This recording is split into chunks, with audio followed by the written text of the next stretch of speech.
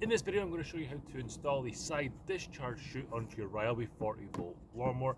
First thing to do, make sure you've got no batteries in here. You can also remove this key here, that's a safety switch. When this is removed, the lawnmower won't start, so take that out.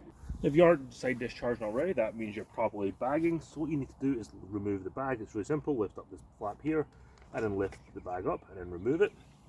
Install the mulch plug, slide it in with the handle facing out and the contour to the top, so the flat piece goes in. Push it in until it sits flush here.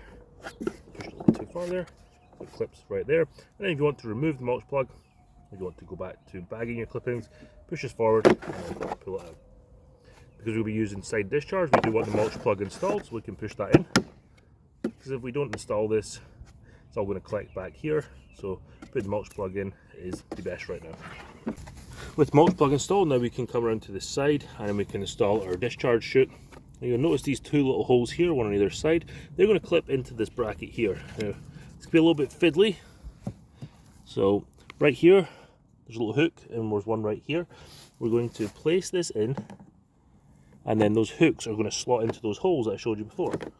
Kind of need to lift up the discharge chute, hook it in place and then bring everything down together. And now that is secured in place, and now we can side discharge from our Ryobi 40V lawnmower.